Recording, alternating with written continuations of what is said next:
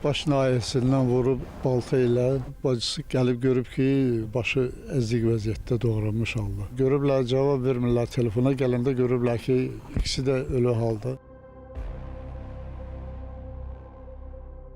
Quba rayonunda dəhşətli qətl hadisəsi baş verib. Hadisə rayonun Zik kəndində qeydə alınıb. 60 yaşlı Ceyhun Ağasıyevin həyat yoldaşı 56 yaşlı Gülgəz Ağasiyevanı qətli yetirdiyi bildirilir. Daha sonra isə Ceyhun Ağasıyevin yaşadığı evdə meyidi tapılıb. Bilimdim içib piyan olub, yoxsa nə tərsən, nacağı vurub başına öldürüb. Orada o bu qapısında işləyətdi. İki vura gezib dəli günə qalmış. Mən Bakıda yaşaydım, uşağımın yanında. Eve geldim, 2 gün bayram var diye. Saat 3 idi, evden çıktım ki yarım saate qayıtıb gələcəm, iştahım var bayramdır diye. Gittim, çağırdım, gördüm qapı açıq, bu qapı açıq. Bacım çağırdım ki Gülgəz, gördüm hay veren yoxdur. Qaçdım, gördüm içəri. Gülgəz gördüm ki dırnaq gəlib. Bir əli belə qalıb burada, biri də başı altında. Saçları hələ bir ki ayağına tapdalayıb başında.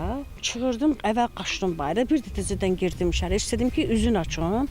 Əllərimlə belə dartdım üzünlə eləməyə işləmədi. Əllərim titrəyə qaldım orada. Qaçıb çıxdım bayra. Ağlamışam, qışqırmışam. Məhəllə qonşu yığıldı səsimə. Yatdığı yerdə öldürübdü. Hə, yatan yerində. Aparan günündən bacım daima piyanist olub da. Ondan da borc alıb, başqasından da borc alıb gedib içib uşaqlığa dərə-bədərə. Bacım bir qarnı çox əlləşib az yeyib. Kasıbçılıqla dolanırdılar. 3 evladı var idi, 3 qız balası var idi. 3'ünü də köçürtüb, 2 də içki itirmiş. Mən yenə də inana bilmirəm. Qardaşım içki içən olub. Camaat hamısı şokdadır.